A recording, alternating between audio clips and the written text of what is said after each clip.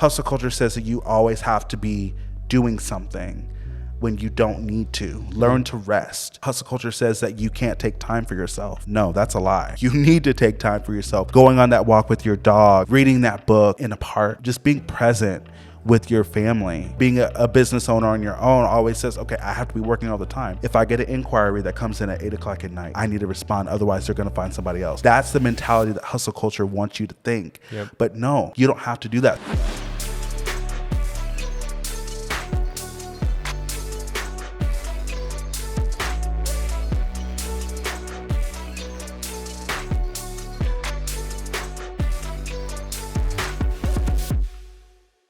Hello, everyone, and welcome to episode 4 of the Scene Creative Podcast. Today's guest is an incredible storyteller and photographer, and you can feel his love for beauty in each of his images. We get to hear about his upbringing, how he fell in love with photography, and hear him shed some light on self-care and how to bring your best self to your creative work. So sit back, relax, grab a cup of coffee, and enjoy this conversation with Kenny. We've kind of talked a little bit off air, a little bit, just like your background, and you've been in Kansas City your whole life. But I would love to just hear, like, maybe take us back to the beginning. Like, what was your childhood like? Like, what were your, what inspired you as a kid? Like, sure, as far back as you want to go. I grew up in Kansas City. I was born here. I am the youngest of 4 kids. I would say like my childhood was difficult, but beautiful at the same time. I knew that like as a child, like I've always loved art, and that's just always been like a part of my journey, my story. And my mom, she was a singer. My uncle sang in the Army. So music and even just like movies, TV, like all of that has always just been like a part of my life. And my childhood was, like I said, very difficult, beautiful. My mom was a single mom. She worked like 2 jobs, I think, to really just get us through, and so I always just had an appreciation for hard work and dedication and like making it work even though everything else is telling you not to. Yeah. And my dad was an alcoholic, so addiction was something that he never really overcame. Even to this day, he still struggles with that, but just seeing my mom like handle that and handle how to, handle that addiction, handle him, just navigating that kind of life, that she didn't ask for, was something that always just encouraged me and just really made me appreciate her. And so anyway, my childhood was like beautiful. I remember always just loving music and listening to records and like Michael Jackson and like Temptations and Patti LaBelle, Shirley Caesar, like all these like gospel artists, Smokey Robinson, CeCe and BB Winans, the Clark sisters, like all these artists that really just encouraged me, but also like I was just always inspired by. And so I started singing when I was, 3 or 4, I think. Wow. My sister now, she just told me this like a year ago. She told me that her and my older brother, so my older brother and my older sister, my mom was married to a different man. Their dad died when they were really young. So my older brother's 13 years older than me. Okay. My older sister is 11 years older than me. And then I have another sister that after my mom remarried, she had me, and she had my sister, then she had me, but we had the same dad. But anyway, we're 2 years apart. But my older sister and older brother would make fun of me because I'd be singing all the time. And she told me this last year. She's like, yeah, we would make fun of you, and mom would get on us about it. We would get in trouble for making fun of you for singing all the time. And so, there's really not been a day that I wasn't like involved with music at some point, or like singing, or looking at some sort of art or movie, or photo. I always loved keeping photos and like taking photos of people. Even as like a teenager, I would like always have a camera on me. And so, yeah, it's just always been like art has always just been a part of my life. And so, my childhood was definitely imaginative. I remember just like, I don't even know. I was like, oh, I'm going to be a tap dancer. Like, what the heck? Like, I don't know. I was so inspired by it, and just the movements and like the way that the music made you feel, or that movie. Like, I remember I probably was 6 when Romeo and Juliet, it had Claire Danes and Leonardo DiCaprio. It came out, and just the cinematography, the color, the acting, the creative direction in that movie was just incredible, just beautiful. And it's one of Leo's like underrated movies, but sure. that movie was like beautiful. And then Titanic came out, and just like being drawn to the storytelling part of it, and the pain and the beauty that is in those stories. And so I don't know, I've always just been like imaginative and dreaming of different visions of different things, as a kid. And so I don't know, I always have just felt like my creativity always came from just watching those movies and listening to those songs, and watching, Michael Jackson do the moonwalk for the first time, and like how the lights were dimmed and it was just him and the shoes, the sparkly shoes, and the movement and the way that he executed that was just so beautiful. And so, yeah, my childhood was very, very imaginative. That's cool. Yeah. And probably like, it sounds like you obviously have an ability to admire like beauty. Yes. You know what I mean? Like to be able to like see it and maybe even call it out. I don't know, totally. But like, I mean, you can definitely see it even as someone who's known your photography for a little bit, I would say a couple years now. Yeah. Definitely have seen, you growing and progressing and finding your style and whatever. But yeah, there really is like something special about what you're doing for sure. And there's definitely like I don't know, there's a unique way, I don't even know how to put my finger on it, but there's a unique way that you can tell that you can feel your admiration for beauty in your images. So like even in the way that you like compose something, or even if something as something simple as like a couple's photo, I don't know. I just feel like a lot of your stuff, I can feel how you feel about what you're doing. And so it feels meaningful. And so I just want to encourage you, this is random, but you can feel it through the image. So, I appreciate that. So anyways, but I hope that's encouraging. But I definitely want to talk about like, maybe let's even go practical, like really early on. Like, how did you get into photography? So like, you've had this childhood now that's like really diverse and cultured, and you kind of, have all these different influences. Yeah. How did you kind of get started in photography, or even like the thought of maybe even doing like a creative career? You know what I mean? Yeah, like how did all that kind of come about? So my friend, she's a local photographer here in Kansas City. Her name's Claire Reiser. And she, at the time, kind of started this is probably about 2006, 2007. So I was still in high school. And she started doing photography, and I saw all the types of shoots she was doing. And I mean, it was different. It was the early 2000s. So it was like, I don't know, the way that we shot then is not how we shoot now, but just seeing the way that she captured like a lot of the people that I knew, and like friends and couples. And it was really, really inspiring to me. And I picked up my first camera in high school. Okay.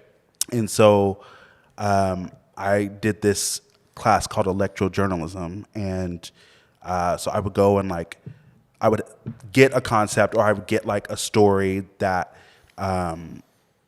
that my teacher wanted me to shoot, and I would go and shoot it. And so this was probably about 2008. I decided that I wanted to do photography full time because I guess I was just mesmerized by a picture. Yeah. I know that sounds crazy, but like just the way that it looked, the composition, the framing, the emotion, the light. And I didn't know you could have it as like a career. I thought people just did it like for fun. Like, oh, hey, Ansel Adams, like he's amazing. He did that for fun, right? That wasn't his full-time job. Right. Like there weren't photography careers back then, but there were, and I think, just a moment in time, like you're capturing that person a moment in time that they'll never get back again. And that was something that really drew me to Claire's work, was just the way that she captured her couples and even just individuals. And so I had known her for a long time. We've been to the same church, grew up in the same church. And so I kind of just like asked her and kind of like asked her to take me under her wing, And so I started doing like couple shoots. So I would get the camera from school, which at the time was I think it was like a Canon Rebel XT. Like rent it from the from the school. Like I would just because I was in electrojournalism, I had access to it. So I wouldn't say like rent, but I would just like take it home and use it for shoots, which my teacher did not know I was doing at the time. But I would take it home and just like, I remember I did my best friend and his girlfriend at the time, they got engaged. This was probably about early 2008. And he's like, hey, would you want to like do our engagement photos? We'll pay you $50. I'm like, sure, why not? I don't know what I'm doing. So we went to Unity Village, which is this gorgeous like church campus here in town. And that's where I did my first like official shoot was with them. And I just like fell in love with it. And so when I was 18, I was about 17, turning 18 at this point. This was January of 2008. And I was a junior actually in high school. And my sister decided she was going to help buy my first camera. So she bought me my first camera, which was at the time the Canon Rebel XTI. Wow. I got the nifty 50 1.8. Everybody, if you're in photography world, you know what that is. Get it. It's $75, but that lens is sharp. Yep. And it's beautiful, and the color that comes from that lens is absolutely stunning. And so I got that, and then I just started shooting people for free and just like learning light, learning composition, doing shoots whenever I can. And then when I was about 19, I wanted to actually start doing it as a career. Yep. So I originally was going to go to school for digital imaging and marketing at UCM, but I don't know. I'm just a lot of creatives are like this, but I'm more of like, okay, let me just do it. I don't want to go to school. Like I've been in school for 15 years. I don't want to go to school. I don't want to, and I'm not really a book smart person. I'm a street smart person. So tell me what to do, take me and show me what to do, and I'll go and do it. Your creatives are DIYers. Yes. 100%. Do it ourselves. Like we don't need a degree at the time, this was different times, y'all. Like degrees were a big thing back when I was in school. And now it's more like you don't really need a degree to like pursue what you want. And so, me not finishing college, because I did like a year of college, and then I was just like, I'm done. I can't do this. I can't focus. Like in the midst of all of this, I will say like my mom had passed away my senior year of high school from colon cancer. And that really kind of, I don't know, that really changed my perspective on life. It changed my perspective on photography and like really wanting to pursue that. And it actually propelled me to do it because I was like, life's short. Like, let's do this. If I'm going to do it, I'm going to do it full time. So anyway, so I started doing weddings. I started doing couples portraits, about 2008, 2009, graduated from high school, was working like a customer service call center job, but still doing photography on the side, and really, really loved it. Had a blast meeting people. This was before Instagram, so there was no Instagram. If you were advertising, like it was word of mouth, or it's like your website. Their SEO wasn't really a huge thing back then, you know, which is search engine optimization. For those that don't know, that helps like put your business out there and get people to find you and discover you. That's a whole other topic, but and so the first like year I was out of high school, I was doing shoots, and I was also like doing stuff in my church, which was another way that kind of helped propel me into photography, was like doing like shooting services. And I was on the photography team, and at the time we had like hundreds of people coming to our services all the time, and we were live on Daystar and TBN and CBN and stuff like that. And so I would shoot these really intense long services live, and that really kind of gave me the niche of wanting to do like concert photos and like just other mediums of photography outside of just like weddings at the time. And I really learned a lot from those ministry days, those photography ministry days. Lots of yelling, lots of getting yelled at, lots of "you didn't get the shot," and so I would say like my journey into photography was definitely inspired by my friend Claire. And if she ever listens to this, like, I don't think she really realizes like how much she influenced me. And she and our friend Larissa, and there was another local photographer, her name's Aaliyah Looney. She was a big photographer here in Kansas City. They all just like inspired me and helped me get to where I like am now. Like I wouldn't be where I am now if it wasn't for them. And you know, those ministry days, like I wouldn't be doing what I'm doing now without church. And so I have the church to thank. I have Claire to thank, Aaliyah, Larissa. Like if you guys listen, like thank you so much for like propelling me to do this. Cause at the time, like I had just lost my mom and I was kind of lost, and photography is kind of the thing that saved me at the time. So that was my journey into photography. Then I kind of got out of it for a while. Why? What happened? So that season, I was probably, I'd say from 22 to about 27. I went through some really like hard life stuff, and you know, losing a parent, not really having a backbone to like say no to people and being people pleasing, and just dealing with just life stuff. I went through some really hard seasons from 22 to 27. And that's when like worship and music kind of came into play. Like I said, like I've always been singing. I've been singing since I was 3, and I started leading worship, and that's kind of what photography kind of died to for a minute. I was like, okay, well, I really love this too, and I want to pursue this. And I really felt like at the time, like that was something like God was calling me to, was worship leading in ministry, and that was the thing that really got me out of a really tough life season that I was in my early 20s. And at the time it saved my life, because I was going down just kind of a path of grief, but just a dark path of grief. Grieving my mother, grieving the things that I lost, grieving that my father wasn't in my life. Like there's just a lot that was going on in my life that just, And so photography had to die at the time. And I also was getting burnt out. I was shooting a lot of weddings, and I really felt like I wasn't creating work that I was proud of at the time too.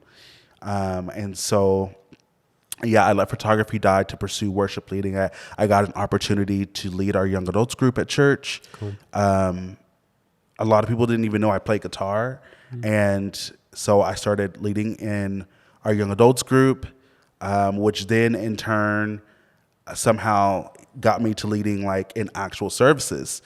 And so I just at the time was like, okay, God, like you're opening this door, like I'm going to go through it. You know, I'm going to be faithful. I'm going to show up. And so, yeah. And so I started like pursuing worship leading, and I went to a worship school, and I did a worship school online, and really just like dived into songwriting and music. And so, I was probably about 25 or so, and it's like, I'm going to move to Nashville. Like, I'm gonna be a songwriter. I'm gonna be in the church, like worship leading. And that season of life, I would say, was the best of times and the worst of times. And it was beautiful because I was singing every weekend, and I was like leading people into the presence of God, and like watching people's lives be changed. And then, people come up to me and like, oh my God, your worship like really impacted me. Like it was a beautiful season. And I don't regret it. I think it definitely helped me get to where I am now. But man, just being in that world was just, it was different, and realizing how controlled the worship leading world is, and how small it is, and how I wouldn't want to say like a bubble, but it kind of is like a bubble for sure. That it is. And I was kind of starting to feel the effects of that and see the effects of that, and realizing like I don't know if I want to do this. And that's when I kind of went through some really hard stuff with church. It was probably 2016, and I was 26 years old. I was working at Mardell, on top of like trying to be a worship leader, and I was just lost. And again, those seasons that you go through, the ebbs and flow of life, but I was just kind of done with worship. And I really saw some things that I did not like. Yeah. And I was like, God, there has to be more than this. There has to be something else. There has to be, I don't know. It was just really, really hard for me. And, the church that I was at the time, that I given my life to for 16 years, seeing some of the hard things there and how they were treating me, and how the ministry was being ran, it really affected me. And so, yeah, I kind of like transitioned to another church at the time, and kind of went through some really hard stuff at that church too.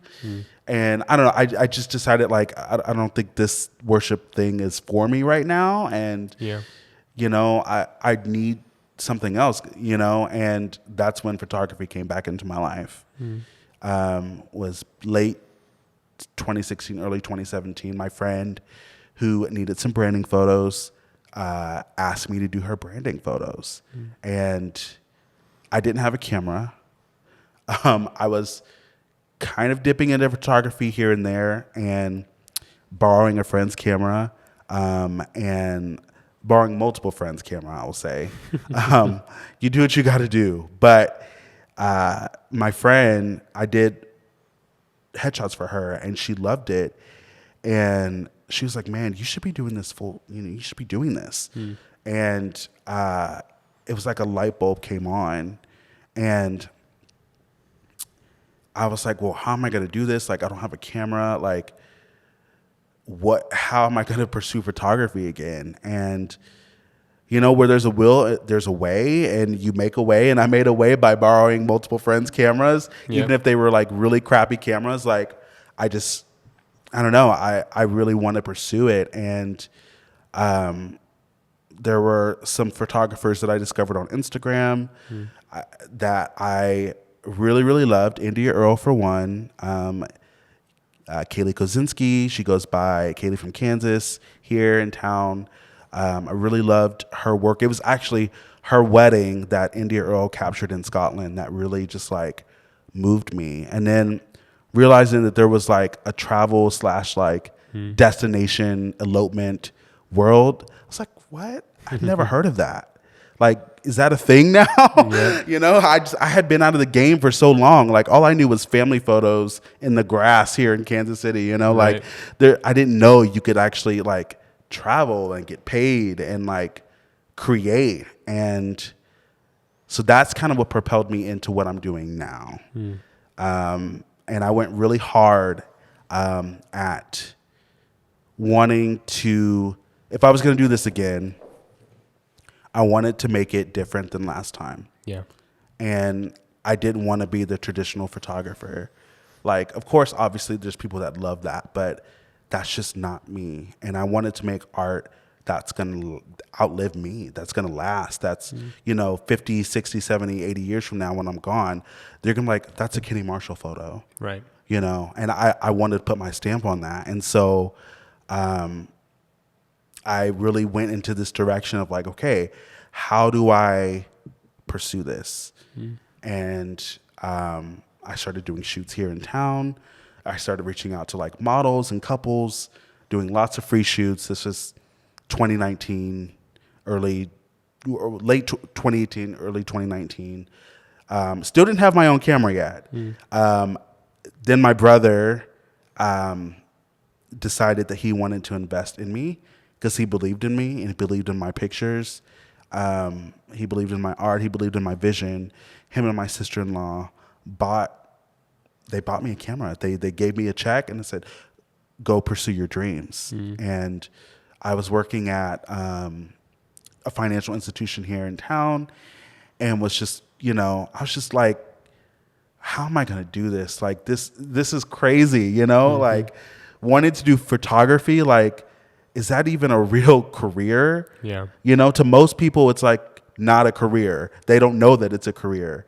And I started to do these shoots, gained momentum, started meeting other creatives and photographers in town, which is something I didn't do early on. Yeah.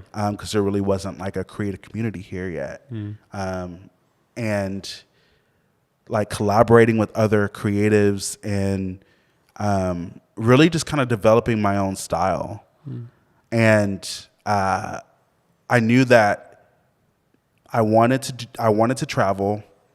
I wanted to create like cinematic storytelling art.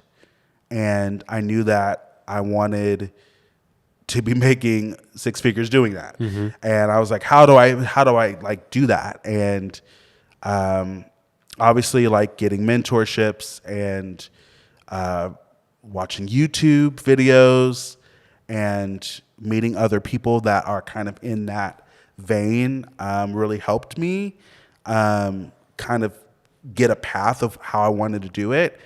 And then realizing that I'm unique and that my style is unique and that I want to bring my own flavor to the table and staying in my lane really helped kind of navigate this path that I'm still on right now. Yeah.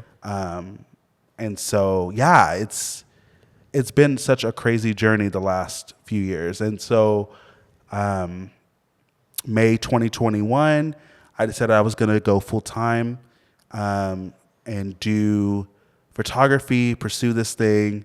COVID kind of hit, and that really put just kind of like a different perspective on life. Like another pandemic could hit at any time. Like a bunch of people could be wiped out. If I'm going to do it, I'm going to do it now. Right. I'm going to pursue this now. I'm going to live my life to the fullest. And if I fail, then I fail. But at least I say I tried. Yep. And at least I can say that like I took a risk with my life. And so May 2021, quit my full-time job to pursue photography full-time. And that's kind of when like the door just kind of opened. And yeah, and so yeah, I've been doing photography like full time for 2 years. Love it. Pursuing like more editorial style, which editorial, if you don't know, is more conceptual. So you take a concept, you create a storyboard, you execute it. Which, I mean, you could say that's creative direction, honestly. Yeah. And that's kind of what I'm inspired by is that. And doing things differently. And yes, people want their traditional photos. They want their smile, like let's all get together for the camera type photos. That's great. We can do that. But, you know, what moves me is the storytelling, documentary, unposed, natural, the chemistry between you and your kids, or the chemistry between you and your husband or wife. And, you know, whether it's, you know, I want to capture you guys like cooking dinner over here, you know, laughing, you know, throwing food at each other or something, you know, like some stuff that is not your average traditional photo. Yep. And yeah, and so that's kind of what I'm doing now. It's amazing. Let's back up a little bit. Yeah.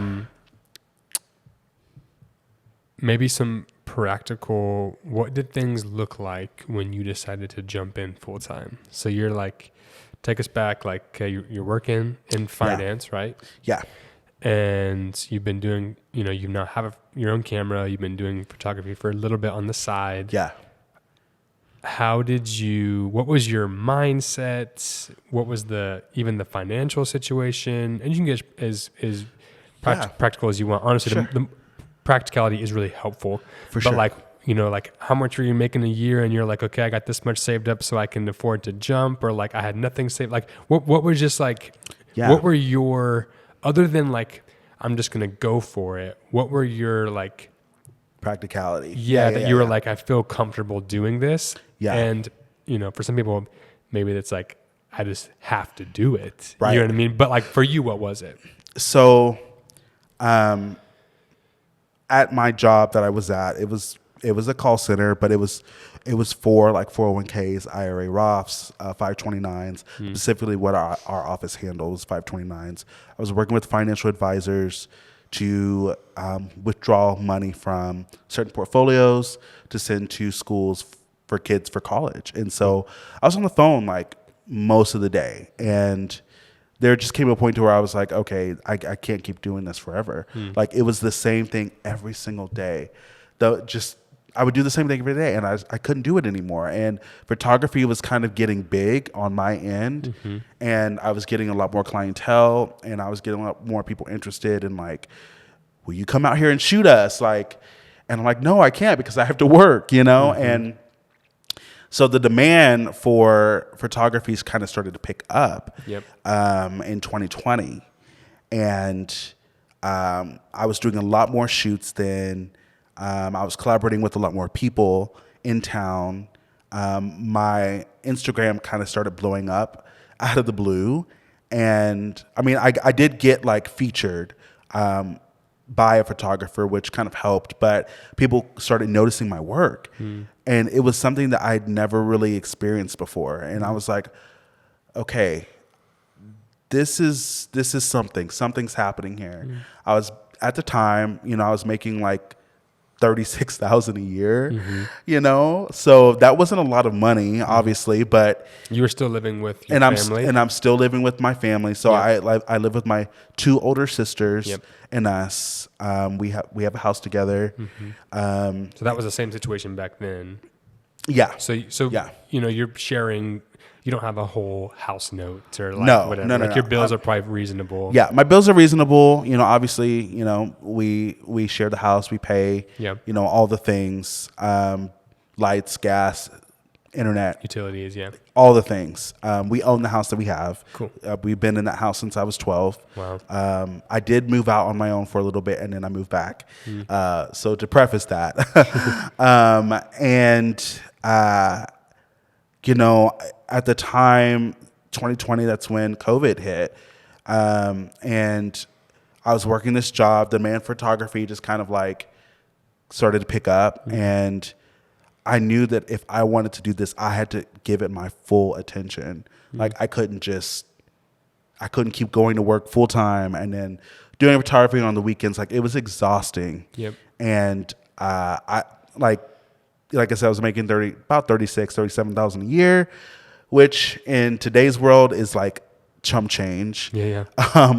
But I knew that I wanted to kind of start thinking about the idea of going full time. So I started saving, like just putting money back into my savings, to kind of have like some cushion in case like work didn't come off the bat, which it didn't at first. And that's something like you have to be prepared for. Like just make sure if you're going to go full time, make sure you have some sort, at least 6 months to a year's worth of cushion in case you don't get anything right off the bat. I will say, like, if you are going to pursue photography full time, you know, while you're in your full time or part time job, make sure you're doing shoots. Like, shoot for your life. And that's what I did. I shot for my life. Like, I was doing free shoots as much as I could and trying to get exposure, trying to build something for people to want. And so that's what I did. Like 2018, 2019, 2020 was spent just building that and saving. And, you know, once I decided to actually go full time, photography, you know, I had a pretty good cushion saved up. And so, you know, doing LLC or sole proprietor, like figuring out which ones, getting a CPA, knowing that like you have to save 30% of your taxes to go to the IRS at the end of the year, like all of the business things that if you ever had a business, you have to do. You know, make sure you have a lawyer on hand in case you get sued. Like there's a lot that goes into, it's not just like, okay, I'm going to quit and just be a wanderer and take photos. Like there's actual practicality to it. And, you know, I'm not a business person at all. Like I could not sell you a pen if I wanted to, but I did have to be open to kind of sales because I have to sell myself for people to want my product. Yeah.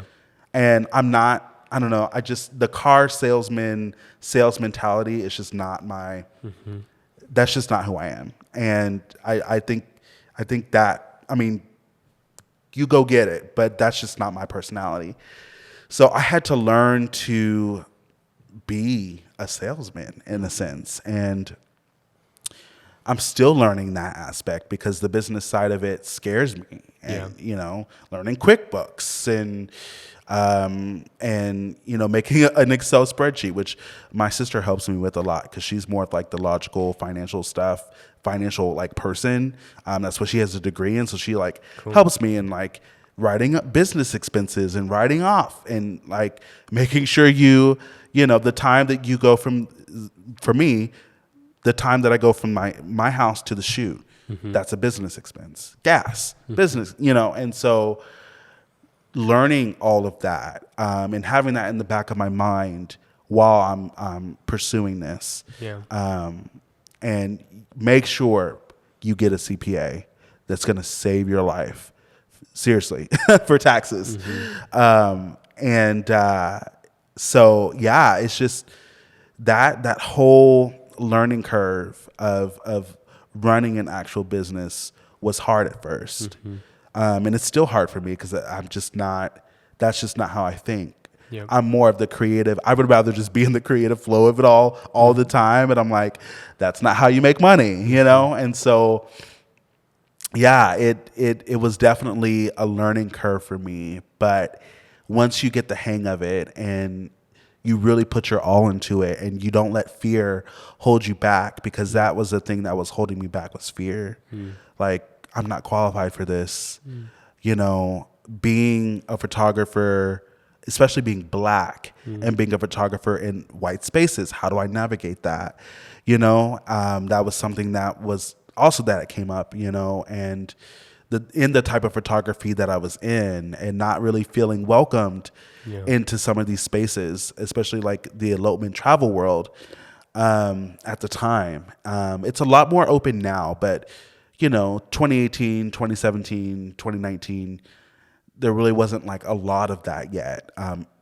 And so, just like learning all of these things, showing up on time and being on time and being a good communicator for your clients. That's a big one. Yeah, it's a big one. Yeah, you have to be a good communicator. You have to. I like to over communicate. I think I would rather over communicate than under communicate, and like something get like misconstrued within that communication that scares me, because I don't want that. And so that's something, being in a business person, like you have to learn how to communicate, and realizing that, we kind of talked about this like off camera, but photography is my ministry in a sense. I get to meet people that I normally would never meet. Yeah. That if they saw me on the street, they wouldn't talk to me, like, and my camera is kind of a vehicle for that. And just like loving on people, loving the couples that I'm shooting, loving the individuals that I'm shooting, and really, really getting into the heart of who they are. And so, yeah, that journey was, like I said, like a learning curve for me, this whole thing. But I love it so much. I couldn't see myself doing anything else. Yeah, I love that. I want to dive a little bit deeper into what you just said, because I think it's relevant to a lot of people. Yeah. Especially here in the Midwest, but wherever people are listening from, we even mentioned, we don't have to go all the way back to like super deep into your ministry background. Sure. and that if we don't want to, but I definitely want to talk about this concept of what you're doing for those that have been in full-time ministry, and are now no longer in full-time ministry, and they're just doing, maybe they went and just got a job in finance, or they went and we were talking about this concept of like, it's crazy. Like when you're in full-time ministry, whether you're worship leading or you're, a youth pastor, whatever, it's so easy to like encourage other, congregants of like, go and be the church, like in your jobs. But it's like, you never truly know what that feels like until you're not in full-time ministry. Yes. Yes. And I would even say for myself, like I'm in a similar situation. And we talked a little bit about this, but like, this is, my first time as well, since high school, truthfully not being in full-time ministry. Wow. And had a small stint whenever we did Common House, which was a co-working space and turned into a coffee shop, and now it's evolved a bunch. But really, like, this is kind of my first time, like, not in full-time ministry. And even I don't think I realized how much of my identity was wrapped up in being in full-time ministry. Yeah. And I think it's just so relevant for a lot of people. And whether you've been in full-time ministry, or you're thinking about being in ministry, or you just, whether you're in church or not in church, regardless of all of it, the danger, even for someone who's now out of ministry and doing full-time photography, right? Right. The danger of like letting that become your identity. Yeah. You know what I mean? Like, so it's like the danger is there no matter what. So maybe just like, what does that bring to mind? Like, what have you, when I say that, what do you think of? Like, what have you struggled with in that vein? Like, of just like in terms of like ministry? Any of it, but really like maybe ministry first, and then even like getting too wrapped up, your identity getting too wrapped up in just what you're doing versus who you are. You know what I mean? Yeah. No. Well, I would definitely say for me, because of the things that happened in my childhood, I gravitated towards things that I would be wrapped up in. Like that would be my identity. So say for instance, like Kenny the photographer, that's all I'm known as, but I'm so much more than that. But I think because I had such an appreciation for these things that saved me when I needed it, and I needed them, I kind of made myself into those things. So being a worship leader, like being in ministry, I was in church 4 or 5 times a week. That doesn't include like the weekdays when we had choir practice or cleaning things or like helping with young adults and youth and things like that. And that was all I was for a long time. And I mean, you're right though. When I left, even though I went to another church, I was kind of freed because I wasn't in that bubble. Yep. And I wasn't in that mindset. And I had an identity crisis because I was like, my goal was to be a songwriter. My goal was to be a worship leader. I wanted to be a touring worship leader. I actually did have a worship band that we traveled around the Midwest and did worship gigs. And that was going to be my life. And then when that didn't work out, I had to find something, I guess, to wrap myself back up into, which photography did kind of come into that play. But I was a little bit older. I was a little bit more mature when photography came back into my life. So, it was a struggle to not let it become my identity. And I think a lot of creatives who have had like, I don't even say rough childhood, but just in general, I feel like as creatives, we get into a space of where, we're that artist, we're the graphic designer, we're the painter, that's just who we are. I'm a filmmaker. I make movies. That's all I do. That's all I'm about. And I feel like that is such a disservice to us as not only as creatives, but as human beings, because anything you do can become an identity. Yep.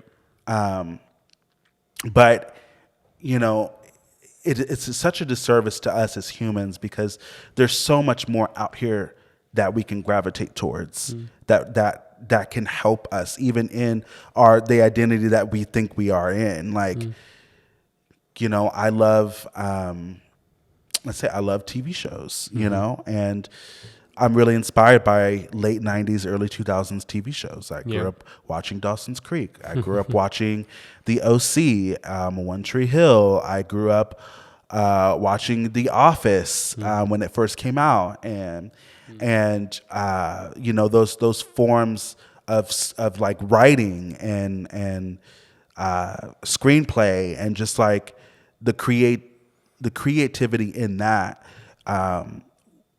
it was very inspiring for me. And so I love that, I love animals, and there's just so much more to me than just photography. But I think too, also being in the church, at least the church that I was in, it was, you got to be here. You got to be here on your mark. You have to be, you can't miss out on the move of God. You can't, anything else, it doesn't serve the purpose that it needs to if it's not in the church, basically. So if you love something outside of it and it's not centered around ministry, or if it's not centered around that specific church, then it's wrong. And so for years, I, as an adult now, as a 32-year-old, thinking back, there were people in high school that really wanted to connect with me. But you know what? They didn't go to my church. So I never connected with them. And I fully regret that now. I fully regret that. There was a sense of my teenage years that got lost because I was so wrapped up in this identity of being a Christian and being in church and, being in charismatic evangelical spaces. And while at the same time having kind of a difficult home life, that it did save my life. It saved me from a lot of things that a lot of those kids were dealing with. But at the same time, I never got the chance to really connect. I never really got the chance to find something outside of that. And, photography and music became an identity because I was in the church. And I gravitated to it because I was doing it for ministry. I was doing it for God, And so when things didn't really pan out with ministry, and when I went through some really hard kind of deconstructing things. It threw me into an identity crisis that I couldn't just gravitate towards that, or I'm the photographer, wedding photographer at church. I couldn't gravitate towards that anymore. So I think too, I as a creative, like we get we're emotional beings. I'm an empath. Usually when I meet someone, within the first 5 or 10 minutes, I know if I'm going to vibe with them or not. I pick up things about people. And that's honestly been something that I've been embracing the last few years. My sister's like, you're an empath. Like, I know you are. My Enneagram is, I'm a 6, wing 7. Okay. So, there's a lot that, like, I'm very hesitant. I'm very cautious. I'm very, sometimes can be, I wouldn't say pessimistic, but like I try to look at things from like a real view, and which can come off as like pessimism and negative, and which it can be. It's a fine line. It's a fine line. But I'm also very open and like loving, and like I love meeting people, and I love like going out and doing things, and having community, and that's something that I valued. And so, finding my new identity as a 32-year-old, outside of like the photography world, outside of music, outside of art in general, has been such a journey, and I'm still in it. I'm not like, I can't tell you like, oh, I'm this or that, but I think the identity aspect of being a creative is so hard, because that's as creatives we can just gravitate towards that, and that's like who we are. This is who we are. Noah, he's this and that. He was a freelancer, or he was in full-time ministry. That's all you knew. That's all you were. But as I've come to know you now, you're like so much more than that. You have so many different avenues, and you're so fluid with different things in your life. I can tell that, you're not just one thing. And so, I just encourage people out there, creatives especially, like do things outside of your medium that you love. Because I find that like, I love to travel. I mean, obviously I can do that with photography, but like just traveling to just see beauty, and traveling to just love the earth and respect that, that helps me in my work. That helps me in my identity. What's something else I could say that like I love that's not like art related? I mean, I love to read. I think reading is good. I think that helps propel you to do things. There's just so much. Taking a walk, being out in nature, loving animals, taking car rides, like just random things that can just help. Obviously, it helps you in your work, helps you in your identity, but it also is just something else outside of your identity that you can claim and you can gravitate towards. So I don't know if that made any sense. I love that. I feel like I'm not making sense. No, no, it makes total sense. So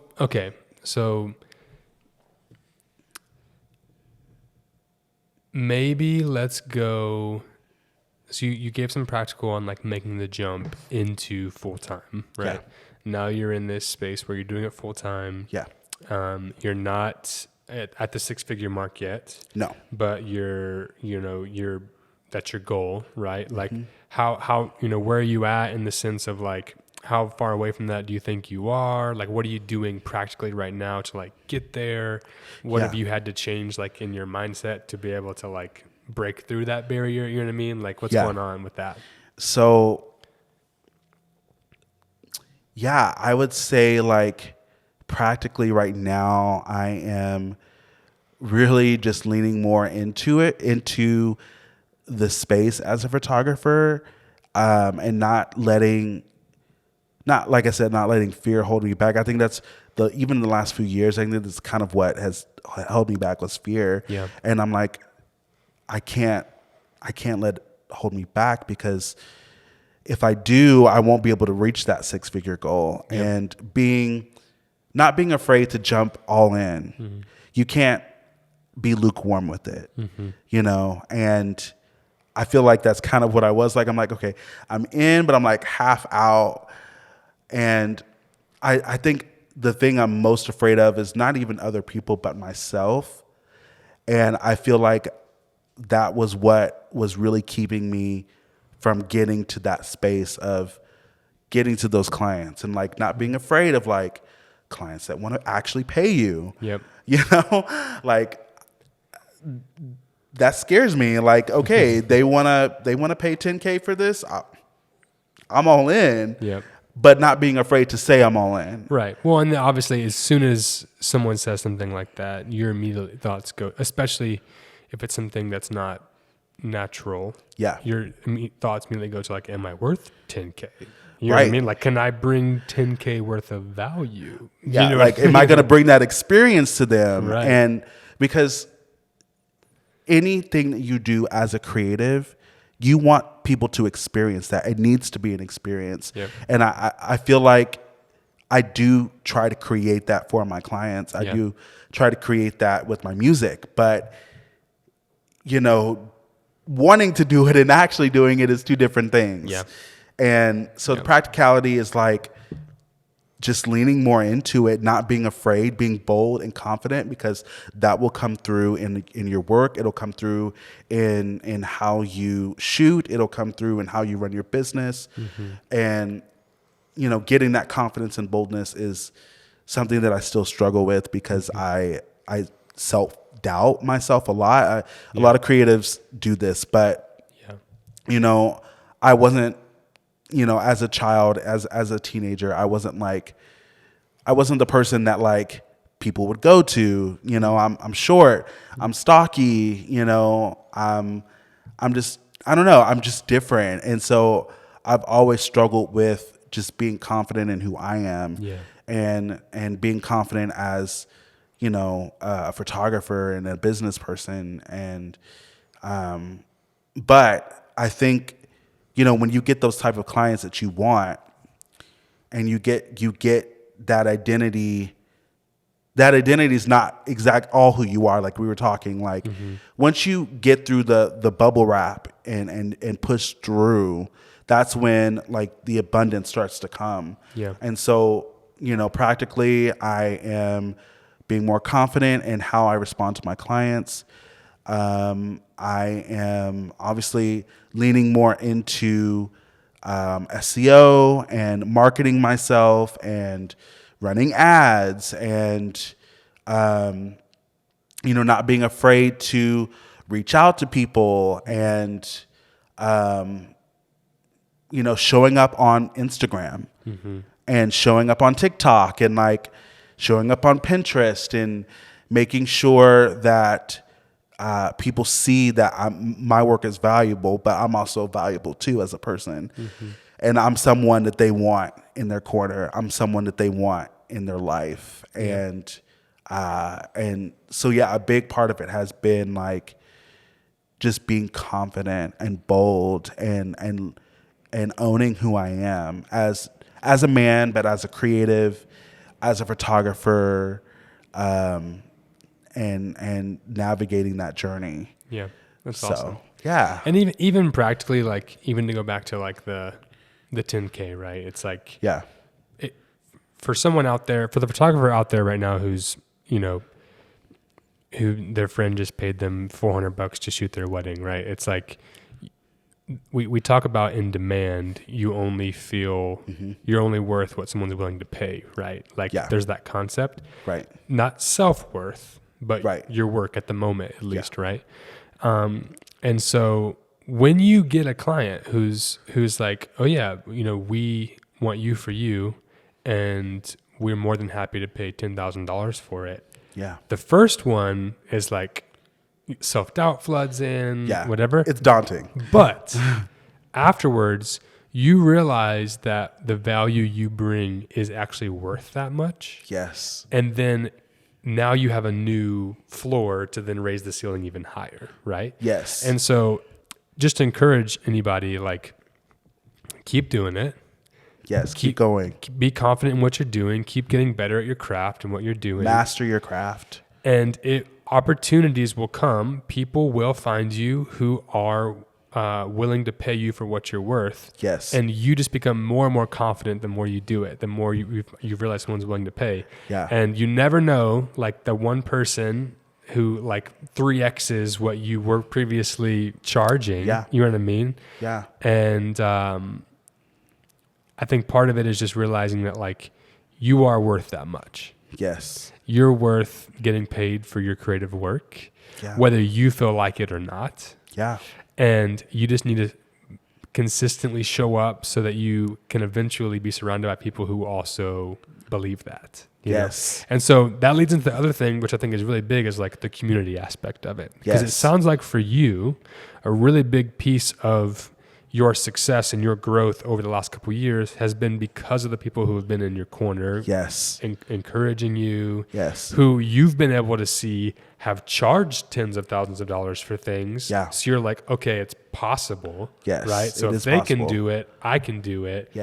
Help me do it. Be in my corner, kind of thing.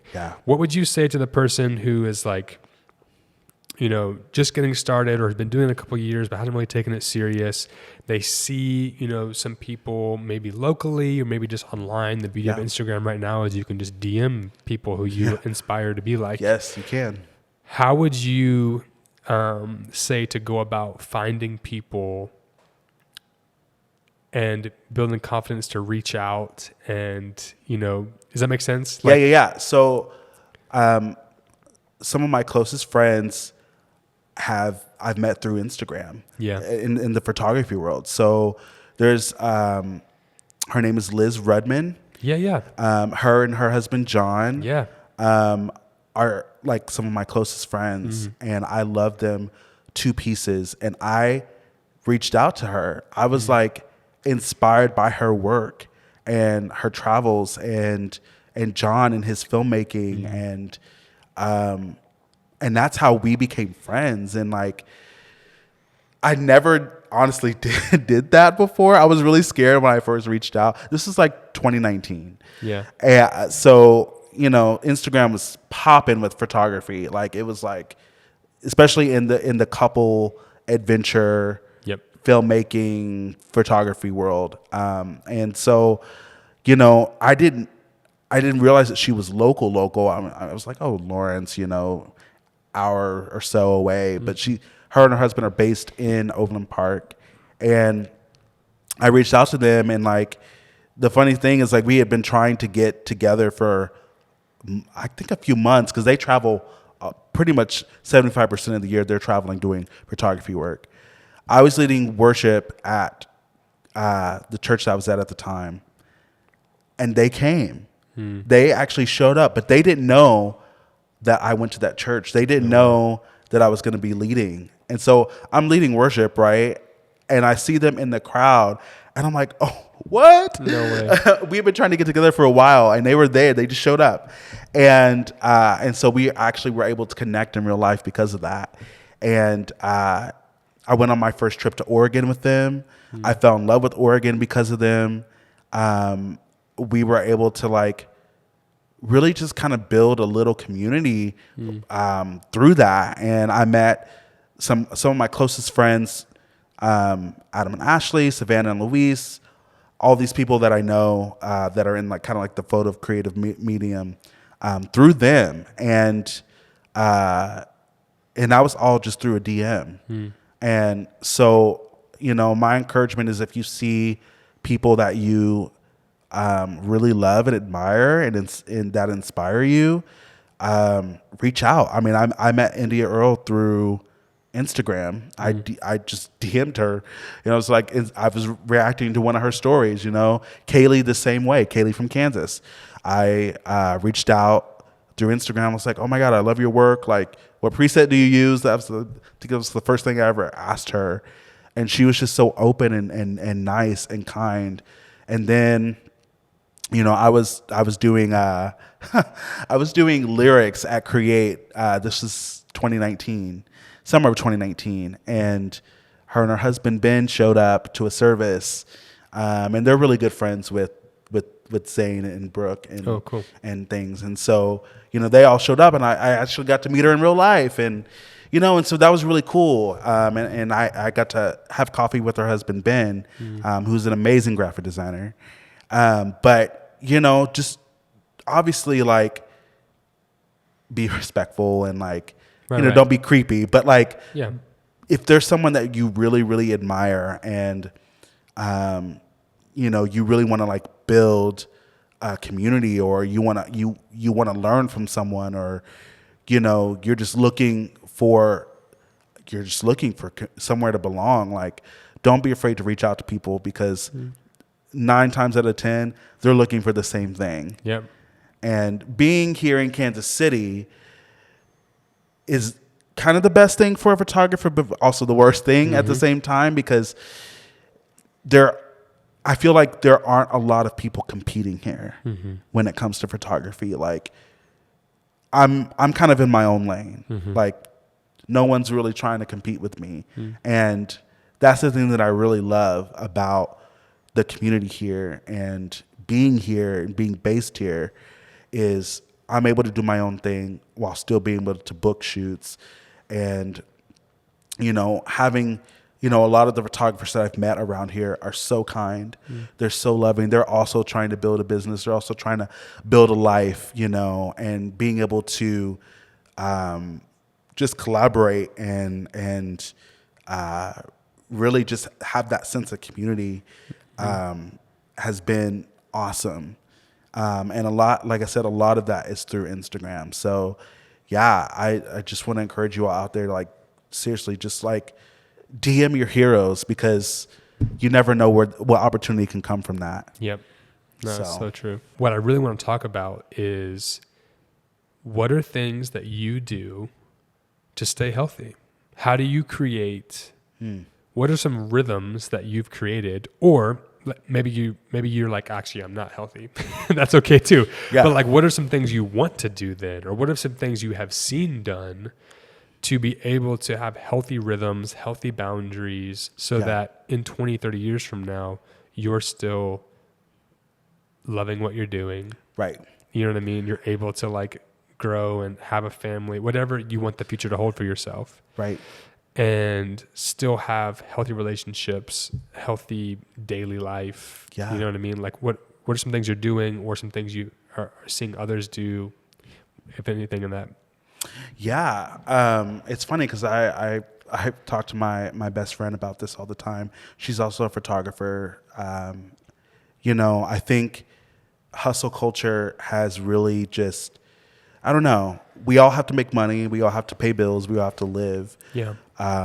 But I think it's the environment and the feel and the mentality of hustle culture. Like, we were talking when I first got here, yes, I do take things that I need, to pay the bills, even though I'm not like choosing what I want yet. I take things that I need to do to make it work. And I think, hustle culture says you have to be hustling all the time. You need to be on Instagram all the time. You need to be posting 2 or 3 times a day to get those algorithms, to get that, to get that audience. You need to be posting on TikTok. You need to be on Pinterest. You need to be, you need to be on Twitter. There's just so many, like you said, so many outlets for artists and creatives to be in and spaces. But I think to stay healthy, you have to decide what's right for you, what's right for your business. What's right for me isn't what's right for Liz, or for Kaylee, or, and so you have to, for me, and this is what I've done, is I have said, okay, this is what I want to do. This is how I want to get there, but I'm not going to get there in this way. Yep. And hustle culture is like, go, go, go, go, go, go, go. be out there, be shooting, be traveling, and I'm 32. I can't be, my energy level is not what it was, when I was 20, 21, 22. Yep. I'm not going to be out doing shoots all the time. But in the beginning, I had to do that. I don't have to do that anymore. I can set boundaries. I can set limits to that. And I think hustle culture says that you always have to be doing something when you don't need to. Learn to rest. Rest is a big thing. And rest could be, taking a trip with a friend, which is what, I did last year. I went with John and Liz. We went to Oregon at the beginning of 2022 to just rest, to be together, to we cooked dinner, in this dope Airbnb in Nehalem, Oregon, right by the beach.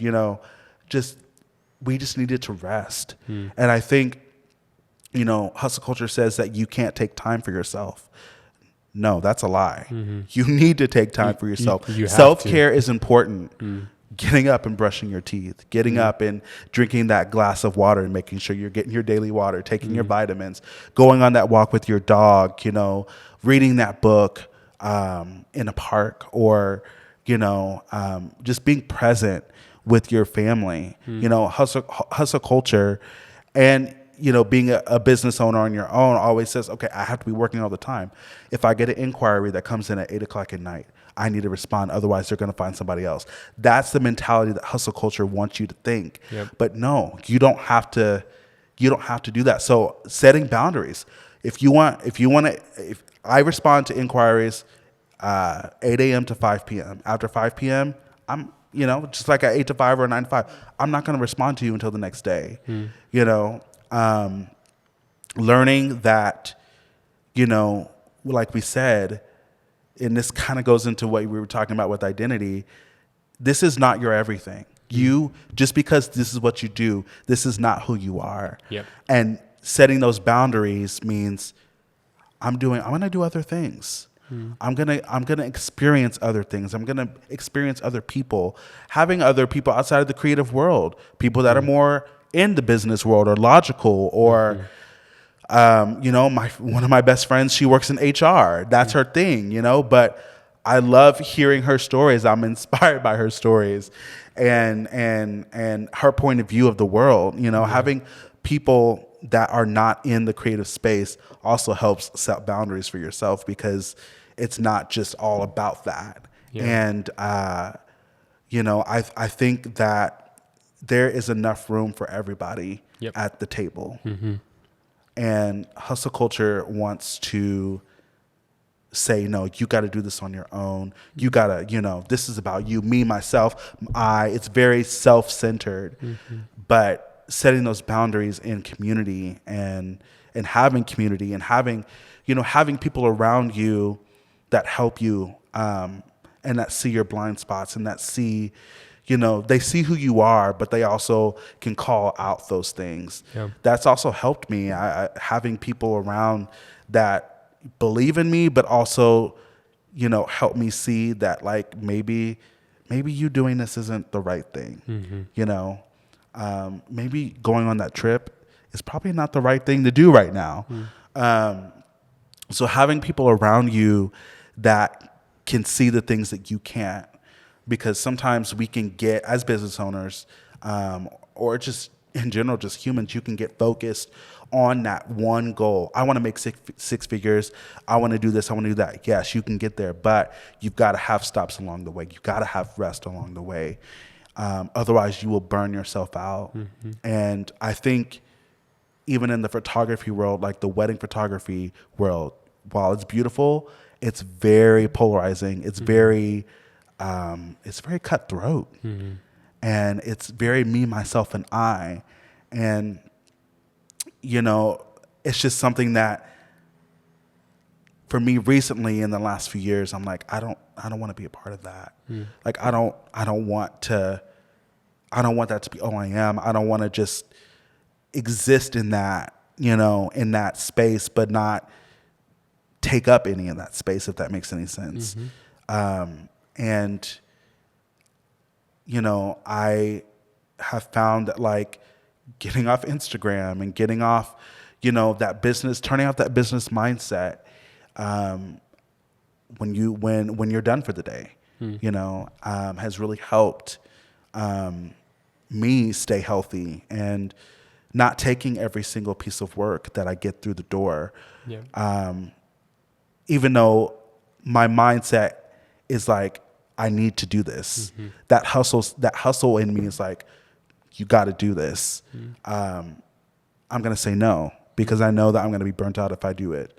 If I go take that wedding in that state, or if I go travel to this place, I'm going to be burnt out. Yep. And burnout happens when you don't set those boundaries in the beginning, when you don't have that mindset, or you make that decision that these are my limits and I'm not going to go over that. That's when burnout happens. And, as kind of learning that I'm like an introvert, extrovert kind of person, resets have to happen, refills have to happen. You have to refill your tank. And I don't know what that looks like for you out there, but find things that help refill your tank. Yeah. Because that will also help set, those boundaries. That'll also help keep you refreshed in what you do, in your work. Right.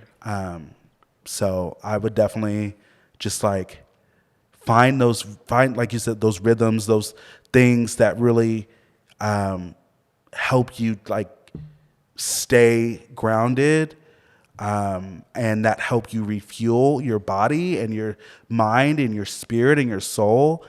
And I know I've said like I was a worship leader, I was in music, but music, even just like listening to just different music, helps keep my mind and my body refreshed and refueled. And singing helps keep me in that refreshment. And watching movies and TV and spending time with my sisters and my older brother. Like, family is important. It's everything. Making sure that like I keep that as a priority, because my family is the one that helped me get here, and so, I want to make sure that I'm present for that, and I'm not missing moments, and I'm not missing time, by always being in that mindset of like, what's the next day going to bring? Like, I got to do this to get this, So, I would definitely just say find the things outside of what you're doing that help bring you to a place of like rest and connecting with other people and in community that can help get you to that point too. So that makes any sense. No, totally. And I think part of it too is like it's so easy whenever you're in a creative, because I don't remember if it's left brain or right brain, but one hemisphere is the creative side, the other side's the more like practical, logical side, whatever. And so when you're doing creative work for work, and it's like nonstop, I found it's really helpful to like when you get home, or if you work from home, whatever, like you said, have a 5 o'clock cutoff or something. But then do something. You can still do something creative, but do something with your hands. Like I've really found that like shutting off mentally and like making dinner, like something that simple. To cook. Yes. So like cooking, or or even if it's like another creative outlet like drawing, or really, really valuable is like journaling. If you can like decompress at the end of the day and like journal out, even if you're just like writing down like how the day went and like what went well, what went bad, but like you're just getting all of that out of your head and like onto something. So definitely though, like doing something with your hands, like even if it's like something that's not just computer work or editing or your camera all the time or whatever. Or on your phone. Yes. Get off that phone, y'all. Yes. But anyways, man, so good. Thank you so much. Yeah, thanks for having me. This was just so inspiring. And like, when you were asking for names for the podcast, and you said the Scene podcast, like what that was like something that really spoke to me, because I feel like there's a lot of photographers or creatives out there that don't feel seen. Yeah. They don't feel heard. They don't know that there is a table for them ready, for their story, for their life, for their business, for who they are. And I feel like that's what you made with this podcast, is a table. And yeah, I'm very glad that I was able to sit at it, literally and figuratively. I love that. That's so encouraging. I love that analogy too. Thank you for joining me today for episode 4 of the Scene Creative Podcast. Go ahead and leave a comment down below if you're watching on YouTube. What was your biggest takeaway from today? And if you're listening on Spotify or Apple Podcast, if you could leave us a review, that'd be really helpful. I mentioned it last week, but pretty soon in the next couple months, we're going to be launching a Discord chat for the Scene Creative Podcast, a community for us to encourage each other, for us to help each other, ask questions, and really just be a place for community to happen around this podcast. That link is going to be down below, so make sure you check that out. And I will see you next week for episode 5 of the Scene Creative Podcast.